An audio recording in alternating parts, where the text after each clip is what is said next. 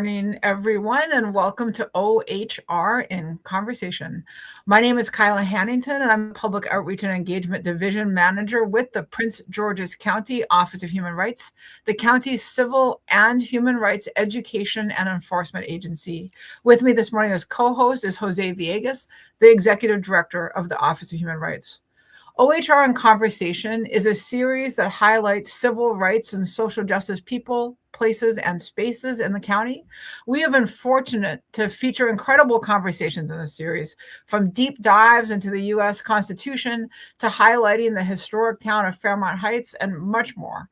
And it is our pleasure this morning to host OHR in Conversation about National Second Chance Month with Alonzo Turner-Bey. Alonzo Turner-Bey is the director of the Returning Citizens Affairs Division of the County Executive's Office in Prince George's County, and he is a tireless community advocate. Director Turner-Bey, thank you so much for being with us today. Thank you, and good morning, everyone. How y'all doing? Could you take a few moments just to get us started off by just talking to us about who you are? As you know, my name is Alonzo Turner-Bey. I'm the director of Returning Citizen Affairs for Prince George's County. I'm the first person with lived experience to hold this position. This is also a new office. Um,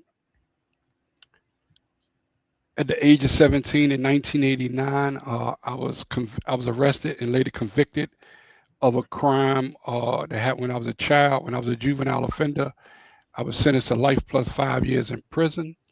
I served 31 years, 6 months, 16 days, and 5 hours of that life sentence. But my older co-defendant ended up serving 13 years.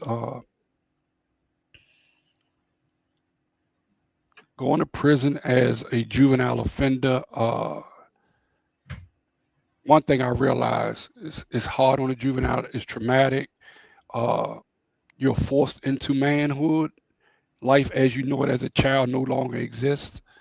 Uh, we are the only country in the world that sentenced children to life in prison, life without parole, and at one time the death penalty.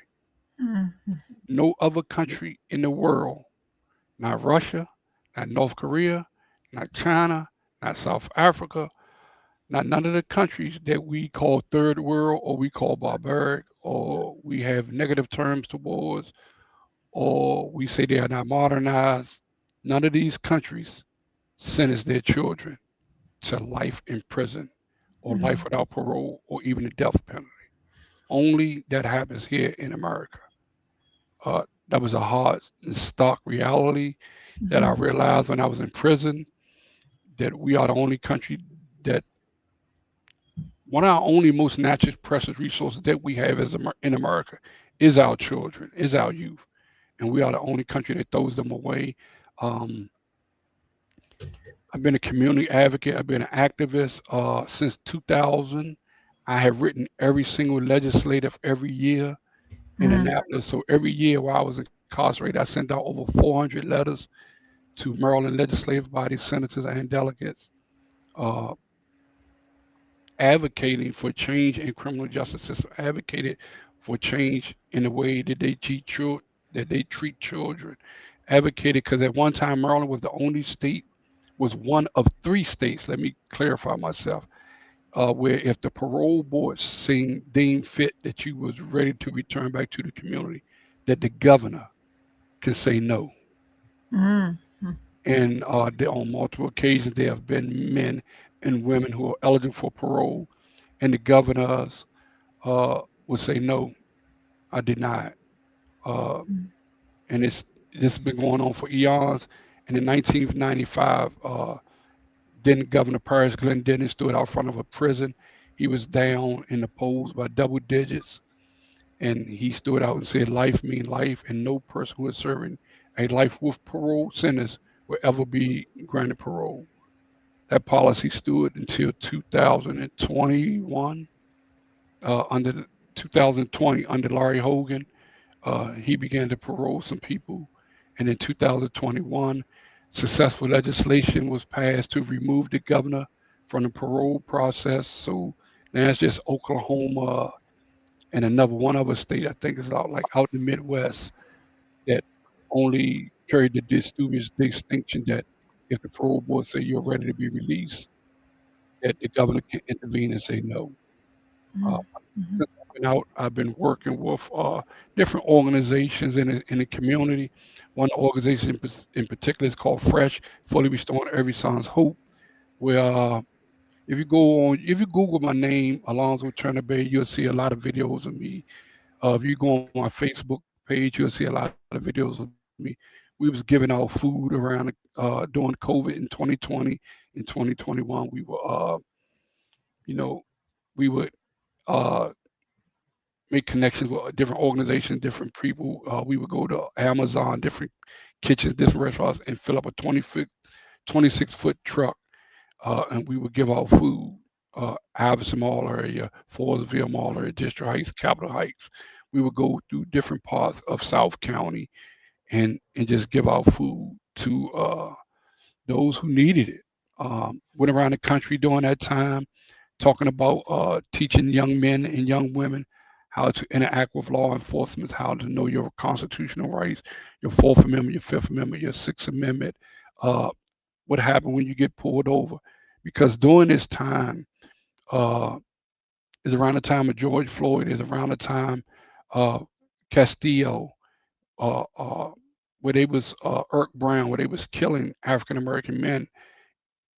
Police was gunning us down like dogs, and so I can remember we went to Chicago right after the 14-year-old child was killed by the police, and began to talk to them about what to do if they're in a car and the police pull over. Cut on your light, put both hands Mhm. on the Mhm. wheel, roll your window down some. So, and just try to be as calm and ease as possible because, and we got to admit that some officers bring their personal life to work with them. They can have a Mhm. bad day at home, with their husband, with their wife, or, a bad day in general. And some unfortunately bring their problems to work. And so we talked to them about that. We went to a place in South Carolina called North Augustus. The place, unfortunately, with Lindsey Graham, uh, his district. And Mhm. we met people that were in their 80s that did not know that they can tell the police no. That Mhm. did not know that they can tell the police you can't search my car. I have a Fourth Amendment. I have a Fifth Amendment. I had a Sixth Amendment. To meet people in their 80s, and this is 2020, 21, that do not know that they have a right to tell a law enforcement officer, nah, you can't search my car. Uh, you got to have a warrant. It was heart wrenching to Mhm. hear this from elderly people. A lot of young people say when they seen the police, they ran. He asked them why, and they would talk about horrible stories of how the police would beat them, how the police would, do things to them. So, you also have to put yourself in their position and understand what they're going through when you're teaching them. So, that's something I did. Then I advocated in the community about different changes and helping men and women who are coming back from Mhm. in prison, to find jobs, find housing, find shelter. I worked at the Mhm. health department, which is Bridge Center at Adams House, located 5001 Silver Hill Road, Suite 300, which is a reentry hub in the south part of the county. I got it in the chat, so if people want to know where it's at, they can see it. Where work with men and women who come home, help them get food stamps, help them get health insurance, help them get trainings for job, help them get mental health counseling, help them get therapy, anger management. All those things are offered not just at the Bridge Center at Adams House. We have a law reentry hub also. So, to provide men and women the services that they need upon returning back. And let me say this: everybody don't have to be just coming back from uh, incarceration to get these services. You can be a person who's been home 5 years and you are having problems getting a job. You're having a problem getting health care. You're having a problem getting services. If you are a resident, and I want everybody to hear this, if you are a resident in Prince George's County, we have help for you. We're not the police. So, we ask you to come in and get the services that we have, and so we can help you get a job, help you get an apartment, help you get your life together, become a productive member in Prince George's County, regardless of who you are, regardless of where you come from, regardless of what you look like, your background, anything. We are here to provide a service to the community. That is our job, duty, and obligation to every Prince Georgian in this county, regardless of who you are. Well, thank you so much for that introduction. I have to tell you, we already have some questions from viewers, so I'm just going to jump in with one. This viewer is wondering if this is the community where you grew up. Are you from Prince George's County? Yes. Matter of fact, the Bridge Sentence Adam House is directly across from high school I went to. I went to Suitland High School. But to take it back a little bit, I was born and raised in Washington, D.C. I grew up on Benning Road, which is not too far. It used to be a housing development back there called Eastgate Gardens. I grew up in Eastgate as a around about fourth grade, fifth grade. My parents moved to Prince George's County, and I've been Prince George's County ever since. Thank you. Director Turner-Bey, thank you. I just want to thank you for sharing with your experience with the viewers and all of us here. And thank you for your advocacy for this, especially for returning citizens to be able to get a house and an employment. Thank you very much for what you're doing. Could you tell us a little bit whether, for people that might not be aware, the difficulty of returning citizens to obtain a job or to obtain a housing? Do you have some experience to people that you have helped, that have shared with you, so we can share that with the residents as well, that, it's not as just that it's also difficulty the finding housing, employment, the reintegration into society. Yeah, it is. And I always use my own example for experience. Um, I remember when I came home, one of the jobs was paying like $16 an hour. This in 2020, and it was at Royal Farms. I applied, I went in, did everything. They didn't give me an interview. They sent me an email telling me they will not move forward. They won't give me an interview or anything because I have a criminal background check, because I'm a convicted felon. It was a lot of places I went to. They would turn me down because of my criminal background check.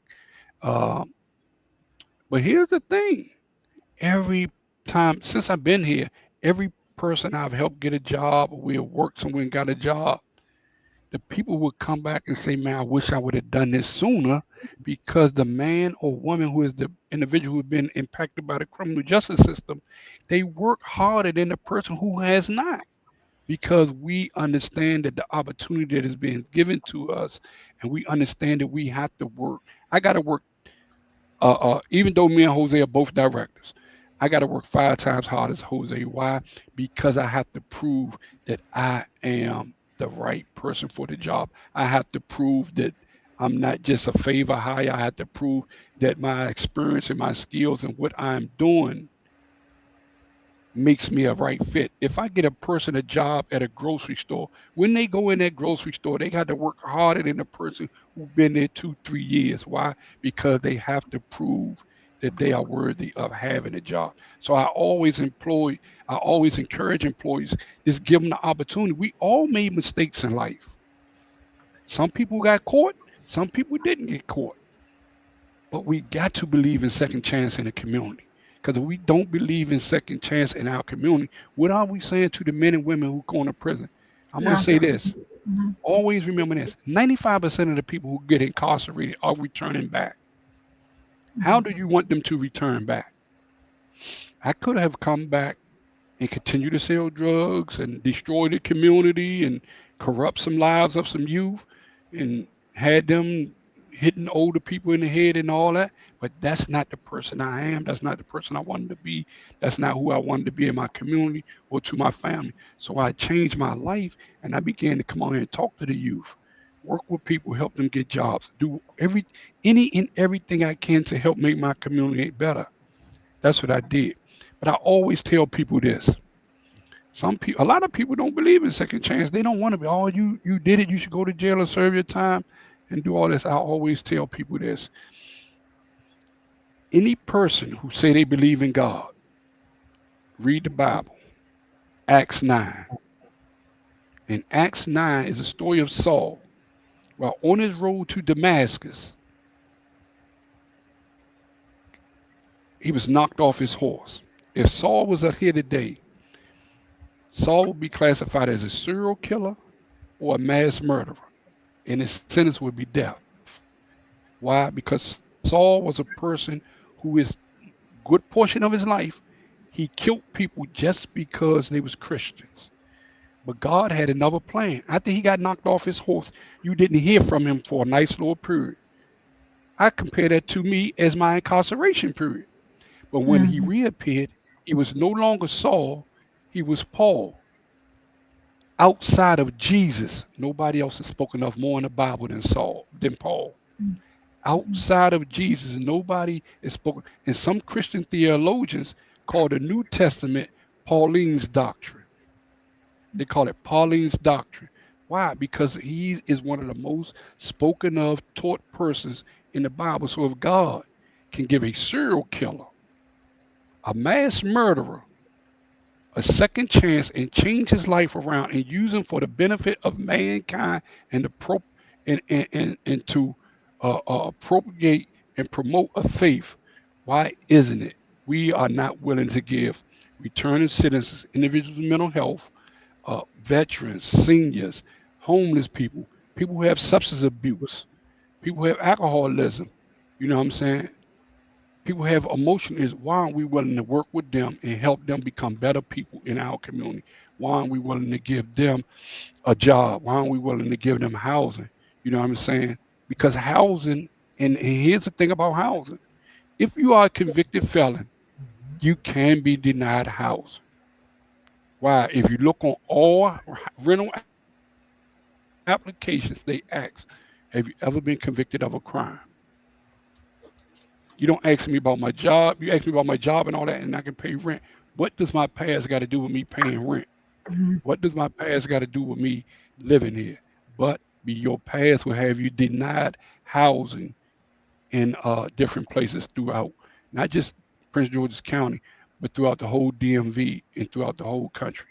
Your Mhm. past can have you, and I think these are issues that we need to address as a whole and as a community because we are creating barriers where we should be taking them down. We're putting up red tape where we should be cutting it, and we are placing hurdles in people's way where we should be removing them.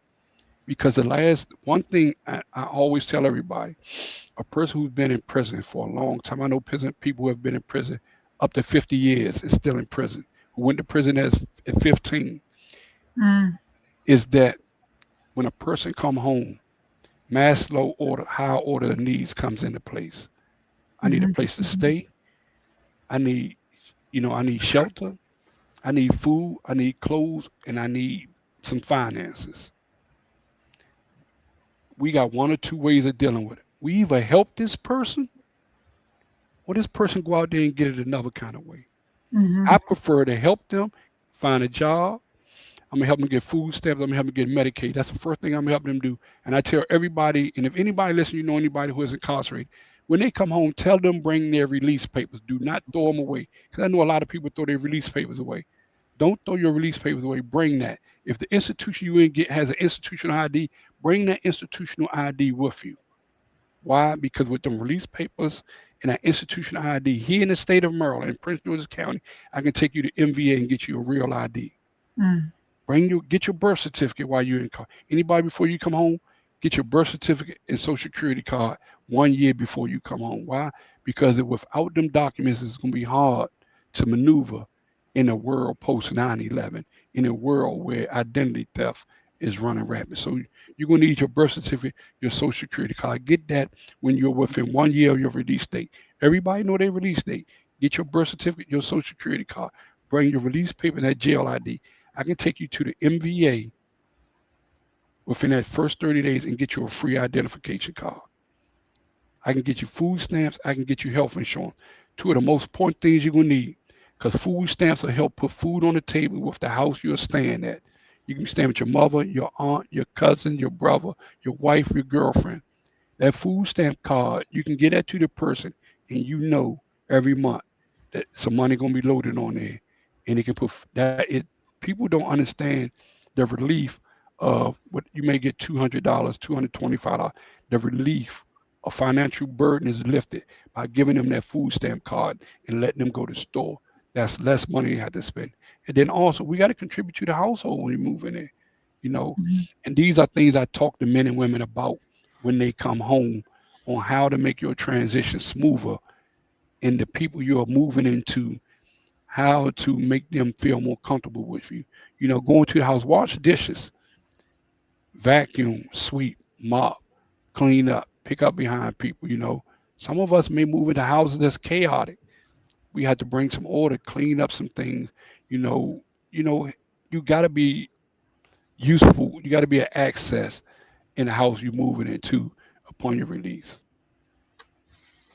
Thank you, and I will take this opportunity because you also mentioned in your statement there is that in addition to all the great things that you are doing in the county executive office to assist returning citizens, also wants to share with the viewers that Prince George's County do have an anti-discrimination laws that include protections for returning citizens when they're looking for a job. So if it is illegal in the county to have a employment application that has a questions about with criminal records. So if anybody see an application in employment that has a criminal record, then you can file a complaint with our Office of Human Rights because that is illegal in the county, and no employer should have that. In addition, Director Turner-Bey also mentioned the difficulty of obtaining housing. The county in 2022 passed a law protecting returning citizens from housing discrimination, and that law is titled Returning Citizens Fair Chance to Housing. So it also protects returning citizens while looking for housing if they believe that their um, criminal conviction is the reason for the denial, then that is illegal and you can't file a discrimination complaint with our office. I just wanted to take the opportunity to say those things because Director Turner-Bey also mentioned the difficulty of finding a job and finding a housing when you're returning. Appreciate that, Director. Appreciate you letting the public know about that. Sorry, Tyler? I was just pausing there because I just put some information in the chat for people watching related to what Director Villegas was saying regarding some of those discrimination. Um, if you feel like you have experienced discrimination in housing or in employment, I mean, I'm specifically talking about related to criminal record history right now. There is information in the chat feature about how you can contact our office, and I'm putting it on the screen for those of you who are watching and reading the screen right now. We have more comments that I really want to share with you, Director Turner-Bey, from one of our viewers who, first of all, just wants to let you know that she feels that God has placed in her spirit, to help children and grandparents within communities who are left behind, who are struggling after the incarceration of a loved one. And she previously was wondering, how can she assist and direct people for help? Well, they can inside of the county executive office, we have a seniors affairs division, which is led by Director Ms. Leslie Johnson. Well, if individuals are seniors, they can contact Ms. Leslie Johnson, and she can work with them on getting the resources and services that they need. I'm not sure what services that they may need, whatever, but until I speak to the person, so we can contact Ms. Leslie Johnson, and they can work with that individual and help them if they're a senior to help them get them, and from there she probably can connect them to other social services or things like that that they may need. And we also have a faith-based individual in our community, in our office, who works with the churches or the religious community. So their faith-based can reach out to Mr. Harry Huff, and he can work with the church or the church organization, and Miss Johnson and myself, we all can work together to try to provide the resources and the services that they need. Um, Under the county exec, we do have called a public affairs division, where everybody in our office deals with different parts of the community: returning citizen affairs, seniors affairs. We have a business affairs community. We have a multicultural community. We have a Latinos affairs uh, uh, director. We have people from all veterans affairs. We also have an office for veterans. So we do have individuals in our office that can handle majority of, if not all, I'm gonna say we can handle all of the public concerns and issues when it comes to different public affairs. If it don't follow under one of our uh, portfolio or our preview, we definitely connect them to who they can be in contact with. But we most likely are able to help majority of the public, if not all. What we do, if not, we refer them to the direct office who can help them with their matters.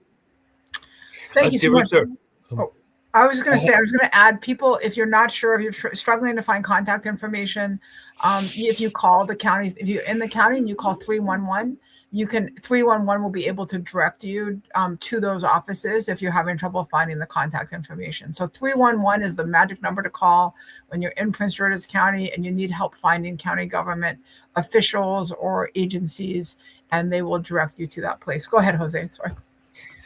Director Turner-Bey, you mentioned when you were describing what you were doing in the county executive office, you mentioned two hubs that you have in northern and middle of Southern County. Do you also go into the Department of Correction? Is there any program where you have to go to the Department of Correction before somebody is released to provide them with this type of information in advance, or this is something that it happens after the release? Now that's what we're working on now. We work with the Department of Public Safety and Correctional Service under the leadership of Secretary Carolyn Strug, where we going in and speaking with the men 1 year before they come home and meet with them. We're gonna meet with all of them, provide them with services, provide them with the information of where they need to report. And I always tell men and women this: if you can come to one of these hubs within your first 7 days, your first 2 weeks, I prefer to have you touch you in your first 7 days. And the reason I want to do that because I want to get you some service as soon as possible.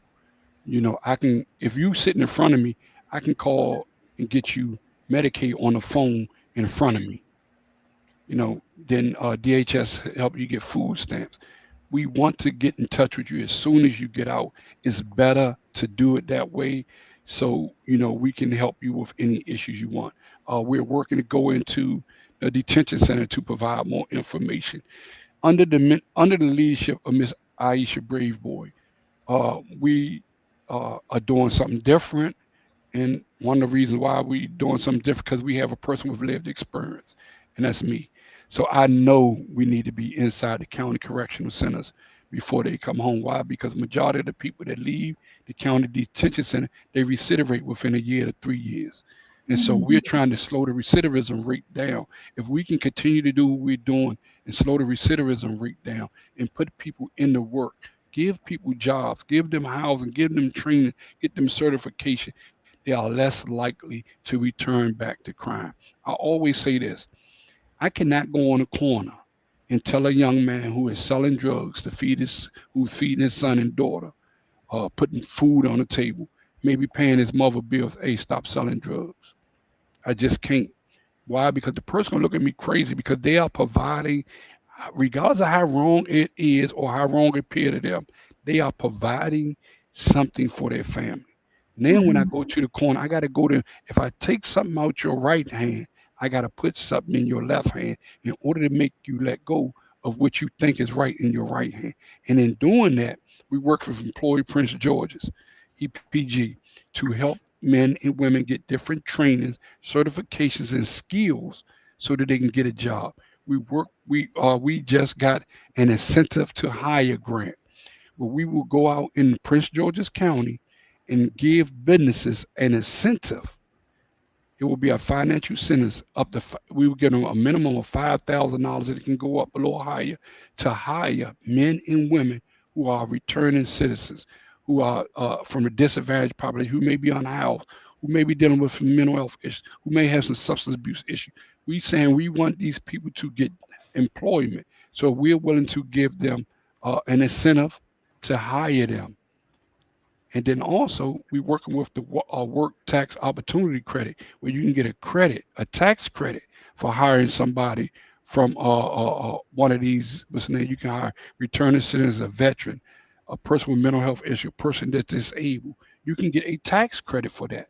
So we are trying to incentivize businesses, grocery stores, office buildings, people who have businesses to hire the men and women in Prince George's County, and we're willing to work uh, you know willing to work with you to do whatever we can to lessen the burden, or help give you an incentive to hire residents of Prince George's County in Prince George's County.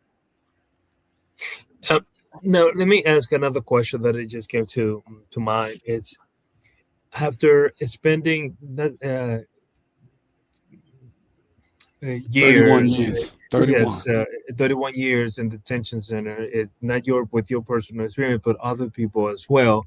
How do you, when it's released and come to the house, it's that reconnection with family? Is that how that is difficult? Whether mental health services are somehow provided to people that have been released, returning citizens, to assist them with the connection, family connection, or reconnection. Um, that's what those are some things we're working on now under this administration, to provide all these services. Because one thing, and I'm speaking from experience, I was fortunate to have an aunt. I can come home to her house who lived in Waldorf. Uh, you know, the reconnection after being gone 30 years is not easy. You know what I'm saying? You are rebuilding a relationship with people that you have only spoken to or seen on a visit once a month, once 6 months, whatever, and you speak to them once in a while on the phone. You are now reconnecting, building a relationship. So one of the things we're trying to put in place is family reunification process, counseling, because it's not easy. And if a person tell you that easy, it's not. And let's be honest, I've been gone 31 years. I know people have been gone 40 years for crimes they didn't commit. And if we be honest, let me say this. Yes, men and women who goes to prison does need mental health. They does need therapy. They do need to talk to somebody. Why? Because in prison, if we are honest, if you seek therapy, counseling, speak to a social worker in prison, it is a punishment. And I say that because of this. Say a person gets a call. Say, man, come to the chaplain office, man. Your mother died. You get one 5-minute phone call, then the chaplain send you back to your unit. No humanity, no compassion, no nothing. That's it. That's all. All right, you can go back to your unit. You got your 5-minute phone call. You don't get to go out to the funeral. If a person on their dying deathbed, you don't get to see them for the last time uh, before they pass. They don't do compassionate visits. They don't do compassionate none of that in the state of Maryland anymore. They took that away. I think the last person went out was Jeffrey Levitt. For y'all don't know, he was the guy who took over 250 million doing S&L scandal, saves and loan scandal. He was the last person who went out. Now, if your parent or your child or somebody is in a hospital and they don't expect to live, and you would like to see them and talk to them, say your goodbyes, you can't do that. So all of that trauma that you have built up and all those things, emotion, if you try to go see a therapist, psychologist, you want to talk to somebody, it's first thing they do is after they talk to you, they write a note. He depressed. He going through depression because he lost somebody, and it's a good chance you're gonna be placed on a 72-hour hold. Meaning the police gonna come, correction officer gonna come to your door, tell you pack all your stuff up. They're gonna take you down there and lock you in a cell, take all of your clothes from you, regardless of what the temperature of the weather is. They're gonna give you a paper hospital gown. You're gonna be in a room, a butt naked room with a concrete cell with a steel toilet and a steel sink for 72 hours with nothing. Why? Because they say you depressed, you going off, you gotta see a psychologist or somebody, and they're gonna prescribe medication for you. And if you don't take the medication, you go back on lockup until you do start taking the medication. All because you want to talk to somebody because you may have mental health issues. So what we're doing now is, we're making sure we got mental health providers to talk to men and talk to women who want to. I'm glad that mental health is a topic that a lot of people are talking about now because it's no longer a punishment. But the thing about men and women who are coming home, if you have been conditioned to this for the past 10, 15, 20, 30, 40 years, it's going to take some time before you seek therapy because deep down in your mind, you still look at therapy or counseling. Man, they might send me back to jail. They might do this. They might do that. So it's a work in progress with individuals who have been gone for a long time. Even though I know a lot of us need therapy, I know a lot of us need to talk to somebody. I know a lot of us need counseling.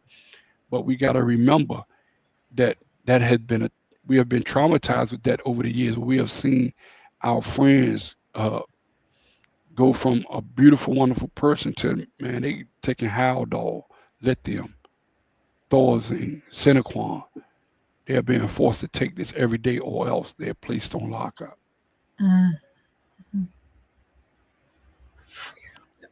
Well, thank you for sharing that, and that if this conversation is good not just to learn exactly what returning citizen office is doing, but for some of us that that we are not aware of the challenges and the struggles the returning citizens are going through. This is a way for you to provide some perspective to us to kind of learn it and for us to find ways to provide assistance to returning citizens. So thank you again. Yeah. I really appreciate what you said earlier. I mean, this whole conversation has been amazing. And when you were talking earlier, and really, I feel like challenging the listeners in a positive way about, look, people who, what did you say? 95% of people who are incarcerated are going to come out. And that's great. And so how are we welcoming and providing opportunity and making it so that those folks have the greatest opportunity to be successful? And as you're doing, and as we've talked about doing, really contributing and doing awesome things for their community like you're doing. And so I really appreciate you highlighting that and giving that something for everyone to think about who are watching right now. I want to talk, I mean, one of our viewers has asked this question, but I also had this question. So the question is, are there ways for people to volunteer or get involved with your office? It depends on what they want to do. And I got to, like, we it depends on what they want to do and how they want to help. I'm not going to say no. I'm not going to say, yeah, I got to look at what you want to do. I got to look at how, we can help or how you can help or what it is you're trying to do. Everything is like a case by case basis. You got to try to figure out where they fit in and things of that nature and how they can help. All right, thank you. So for those viewers who are like, hey, I really do want to help, I'm going to say again, call 311. If you can't find Director Turner-Bey's contact information directly, call 311. They can help you get in touch with that office. And there's an opportunity to have a conversation or see about ways that you may be able to fit in. And I would say this in general with volunteerism, if it's not quite the right fit for you at this place, there's going to be some other place that that will work. So always keep trying. We love having people in the community getting involved. I just want to talk for a second about National Second Chance Month, because it is National Second Chance Month, and we know that you did a big event on Saturday about that. Can you talk to us about the importance, or what is, for those viewers who maybe don't know, what is National Second Chance Month, and can you talk to us a little bit about the importance of it? National Second Chance Month is during this month that we recognize men and women. We set aside for men and women who've been involved with the criminal justice system, and talk about Second Chance Month. Talk about the resources and service we have for them. Talk about job opportunities. We talk about hurdles and barriers and discrimination and things that's going on. We talk about how to work around them. We provide resources to men and women who been involved with the criminal justice system uh, to help them move forward. We have a lot of service providers that come provide different services, different resources. Yesterday we had the Deltas. They came and they had clothes for women, to help them dress professional. We had mental health providers there. We had transitional housing there. We had the health department there. We had different organizations. We had over 23 different organizations providing services and resources to men and women who came out to this event yesterday at Oxon Hill High School. But you also can go look at it. It's on YouTube. We had 4 panels. One of the panels was voting out the incarceration. A lot of men and women do not know that they can vote the same day that they walk out of prison. You walk out of prison today, you can go vote. You can go online, you can register to vote, you can register to do in-person voting, you can register to have a ballot mailed to you. Uh, if you are returning citizen, you want to vote in the general election coming up here in Prince George's County, which is in June, you got to be registered as a Democrat, regardless of what your party is. But after the general election, you go back to whatever. You can be a Republican, you can be an independent, whatever. But just to vote in the general election, because of the way the state is set up, you have to be registered as a Democrat and then go back to your prospective party after then. You can vote on parole. You can vote on probation. You know what I'm saying? Long as you were not found guilty of selling a vote, you can vote here in the state of Maryland. Uh, Washington, D.C. allows you to vote. Washington, D.C. allows you to vote while you're incarcerated. Man, I believe every returning citizen, regardless of what state they're in, you need to study, research, and figure out what is your rights to vote. Because you having a right to vote gives you a say in how your life moves forward, gives you a say in what goes in your community. You can organize your family and talk to them on different ways to vote. Your family may want to vote the same way you want to vote, or vote in a block. Everybody got different issues and things they want to address. And I believe returning citizens need to be informed and engaged. Stop allowing people to make decisions on our life for us. Instead, we need to make our own decisions on life and vote. Don't let nobody tell you your vote don't count. Your vote do count. Here in the state of Maryland, Parrish Glendenning, he only won the governor's seat by 10,000 votes. Hmm. If we look around the country, we see people are winning by small margins.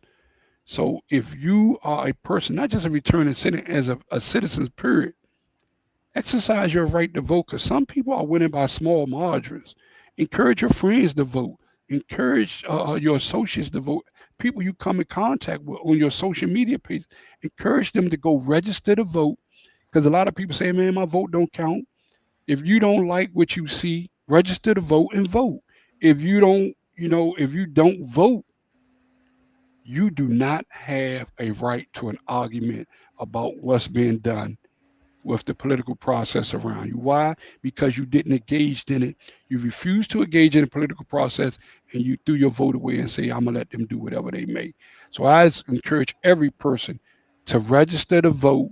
You can do a mail-in ballot, you can do an early ballot, or you can stand at the polls on the day of election. But I tell you, voting is important. We did also, one of the topics we did was housing and employment. Another one is called family reunification and domestic violence. and another one was called "What Does Second Chance Really Look Like?" So we talked about housing and second chance housing. We know we had some property management companies there who was willing to help people get into apartments. We have one property management company we work with is Southern Management. This is one company that has been with the leadership of Aisha Boy. She has continued to build on relationships she built with them when she was in the state's attorney's office. And Southern Management has been a wonderful partner, and they're still partnering with the county executive now. And they work on a case by case basis with men and women and helping them get housing. We understand some people credit might not be good, but we work with them. Southern Management work with them, and it's beautiful. Is a beautiful relationship. Go ahead, Jose. What are you gonna? Yes, I was going to ask a question. I know you mentioned your work in advocacy at the beginning. Is there any particular legislation that it's pending, or I know that legislation session ended, but is there any particular mm, law that you are aware of, or you think, based on your years of experience in advocacy, that the state need to explore to assist returning citizens? Yes. One of the we it's a couple of bills. One of them is called the Second Look Act, where they trying to further the Second Look Act to help individuals who is sentenced to prison with life out parole. Uh, right now, the Second Look Act cover people from 18 to 25. If you fall within that age range and you have done at least 20 years in prison, day for day, not including any good time. If you done at least 20 years, you're eligible to come back to court and just given an opportunity for a judge to look at your case and see if you change, see if you deserve an opportunity. That apply to everybody with the exception of those who may have been 18 court life without parole.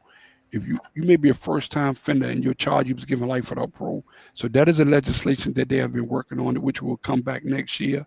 Also, there's a legislation that will they talking about, man, listen, we want to give all returning citizens their voting right back. So there's some legislation around giving returning citizens the right to serve on jury pools. It says you should be judged by a jury of your peers. Some people think, oh, he returned and says, I don't want him on a jury. Who know better than if a person is guilty, a person is giving you the BS, than a person who already done it. Don't think because a person is returning citizen, we don't believe in public safety. That is the furthest thing from the truth. Returning citizens, we believe in public safety more than a person who may have not been incarcerated. Why? I understand that I made a mistake. I understand that I did what I did. I want to enjoy my place of where I live. I want to enjoy my vehicle. I want to live in a safe community. I want my neighbors to be safe. I want the children in my community to be able to run up and down the street and have fun without anybody touching them, without worried about anything. I want public safety just as more than anybody else. I want safe playgrounds. I want safe communities. I want safe all that. I want I want grocery stores with reasonable prices in my community. I want, I'm not going to say affordable housing because when you say affordable housing, I mean market rate rent. I want people in my community to have income based housing. I want the seniors to age in place in my community. I want to be able to engage with the elected officials in my community, whether on a state level, or on a county level, or on a municipality level. As a returning citizen, a man who's been involved with criminal justice, I want everything in my community just like everybody else. So a part of that is serving on a jury. And I believe that men and women who have been involved in the criminal justice system deserve to serve on a jury. Why? Because we are just as invested in the community as anyone else. You know, uh, you know, and I believe that process should be given to the men and women who have done their time and they return back to the community and they're contributing members of society. Thank you, Kyla. If it's possible, can you share the question? How are we helping our children within the prison system? Yes. So, Alonso, Director Turner-Bey, there's a question. Um, if you want to try to answer that question, how are we helping our children within the prison system to keep them out of prison? Now we got to be now because a lot of people when they see individuals in the juvenile, I'm assuming this person speaking about the juvenile justice system. Some things a lot of people don't realize that juveniles are because of recent, not when I came to prison, but of recent, they have enacted certain laws. They got what's called a no sight, a no sound law. No sight and sound. I mean, a person who is in a juvenile justice system cannot come in contact or sound of an individual who is an adult offender. So, and it's a lot around Department of Juvenile Justice that needs to be done or could be done, but they got specific and strict rules on how things are done when it comes to juveniles because they're still children. We got to understand they're children. So you just can't say, "Oh, I want to go to the Department of Juvenile Service." It don't work like that. You got to go through a lot of screening. You got to go through a lot of background check. They got to know what you want to do because they are still protecting vulnerable individuals. Regardless of what they charge me, they are children. The brain science say your brain has not developed or began to fully develop until you're around 25 years old, 25, 26 years old. So, a lot of things that children do are impulsive, peer pressure. They don't understand the complete and full consequences of what they're doing.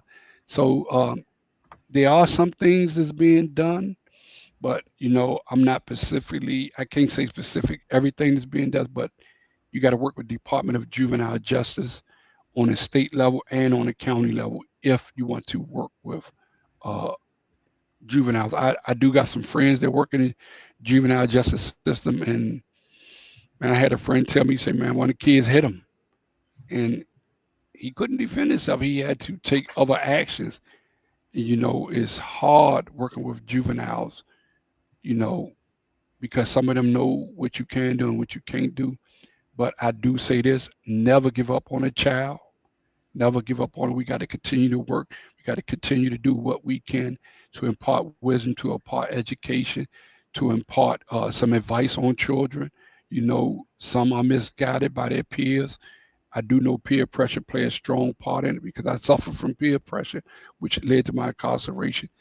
I'm just saying we got to use everything at our arsenal and our disposal to work with our youth and not give up on them. We got to provide resources to their parents, to their communities, to their school, to try to help out. Because the problem we're having with one today, if we are able to solve that, we can use that same solution to work with the one we may have a problem with next week. Thank you. I was wondering. I think you partly answered that in that part of your statement. Is that what can we do as a parent, or what can we do as a society to help our young adult uh, to prevent them from getting to the juvenile judicial system? Where should we, as a community, focus on to prevent that? Middle school, high school, any thoughts on that? I always say this. I look at this two ways. One is always remember that the more positivity that you put into someone's life, the less time they have for negativity. It's like a Mhm. glass of water. You can have a glass of dirty water in front of you, and I can have a gallon of water. As long as I'm pouring that clean water in it, that dirty water is eventually going to run out. The same with the child's life. Introduce and incorporate more positive things to them. Mhm. The more you incorporate and introduce in them positive things, the less time they have for negativity. But also, as a community, always remember this: if you see things going awry in your community and you don't speak up, you don't take action against it once, it it don't take nothing but this much. A a splinter can get into your hand and cause you pain so tremendous that it's unbearable. Just a Mhm. small splinter. It is the same way for our children life. You can just take one negative interaction with some persons, and that person can keep interacting, and it can cause some issues that we don't want to address. And also, man, let's look at the people who created the problem in our community. The men and women who are coming back home, like myself, after incarceration. You know, we we created some of these issues, but bring us to the tables also to help us solve some of these issues. You know, a lot of young men, they want to be gangsters, they want to be thugs, they listen to this rap, but they don't. The rappers don't tell you about the 31 years in prison. I have a friend who's been in prison since 1965. He was Mhm. 15 when he went in. He's still in prison. The rappers don't tell you about spending 60 years in prison. Mhm. The rappers don't tell you that, yeah, we talking about selling guns and selling drugs and taking pills and taking perks. They don't tell you that it causes kidney failures. It causes liver disease. They don't tell you that you're going to die at a young age. They glorify all the negativity, but they don't give you the reality. They don't tell you everything that come along with it. So I encourage people, man. You got people in your community who've been through this, who have done this, who have changed their life around. Bring them in and help them, let them help mentor them. Whatever you can do to, if you get a grant, you can get a contract to have them come in and teach some classes to mentor the youth, the young men, or have women mentor other young women. You know what I'm saying? Uh, Mhm. I'm a firm believer in, the men should be with the men should be with the young boys and and the women should be with the young girls, young ladies, to help them understand what is really out there, what can really happen to them if they keep going down this road. Because one Mhm. thing I do know, there's a book called from Michelle Alexander called The New Jim Crow. Mhm. That Mhm. and believe me, uh, prison is the new slavery. Mhm. Prison is the new slavery. If you look at the price of license tags, what it costs to get license tags on a car, they just went up. It's about 400 and something dollars. They make 15,000 sets a day in prison, and Wow. the guys get paid less than $200 a month, not a day, not a week, a month.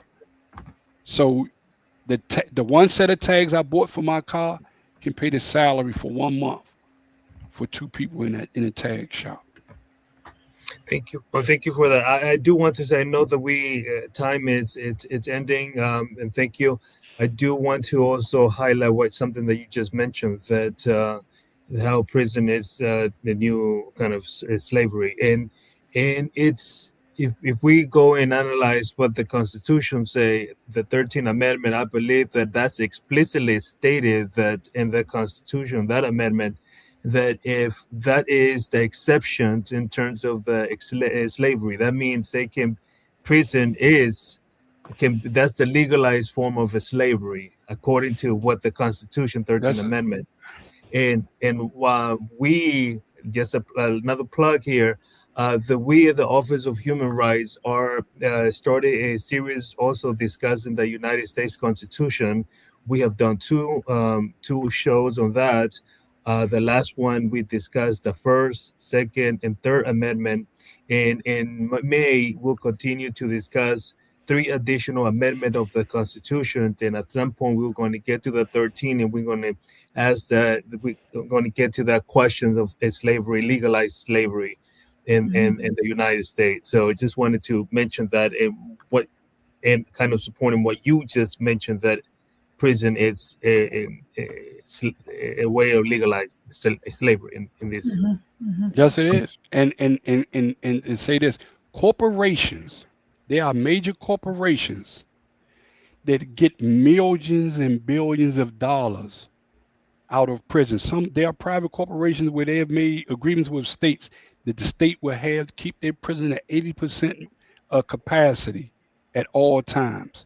So you have major companies that invest in prison, and prison is exchanged on a New York Stock Exchange. Prison is on the commodity list. Mhm. Mhm. Okay, I'm so sorry because I know we can keep going. We're getting some wonderful there's still some questions we haven't asked from the audience and wonderful comments from viewers, but we are at a time. Um thank you so much, Director Turner-Bey, for joining us today and for the work that you're doing for the county. And I got to say, I'm just a regular employee here in the county, and people get appointed to different positions, and sometimes people in the public will be like, hey, is that the right person for the job? So for instance, my director, so I'm like, oh, I have a new director, and people will be like, hey, how is it? And I'm like, he's awesome, he's the best person for the job. I'm so excited. After having got to spend an hour with you, Director Turner-Bey, I feel the same way. I am so excited for the county. I'm so appreciative to the county executive for the 2 appointments that are in front of me today. And I've been here for 10 years and I have never said that, not because I don't like my directors, but because it's just so strong. The things that you were saying today, your insight, the way that you imparted that, I found it on a personal level, very impactful. And I'm really, really grateful for what you're doing, for the time that you spent, and for the people viewing, that you're getting to hear these things and to take them away with you. For those watching, whether you're joining us live or you're tuning in on demand later, thank you for spending time with us. We invite you to learn more about the work of our office by going to civilrights.mypgdc.us. You can learn all about what we do. We talked earlier today about, hey, if you feel like you've experienced discrimination, give us a call. We also do lots of events. Director Villegas mentioned some of our Constitution work, but we also have tomorrow our Youth Leadership Academy at Hillcrest Heights Library, continues at 4:30. We're doing a session on misinformation. And then at 6:30, we're going to be at Mixed Food Hall, where our Solidarity Stories book group continues. We are talking tomorrow about the book, One Day Everyone Will Have Always Been Against This. But please check out our website again, civilrights.mypgc.us. And Director Turner-Bey's website's going to be up soon. But if you have questions, you need to know more about the Returning Citizens Division, you want to connect with the director, please do call the county's 311. Ask them to put you in touch. Again, thank you so much for everything you're doing and for being with us today, Director. And we look forward to connecting again soon. All right. Bye, everyone.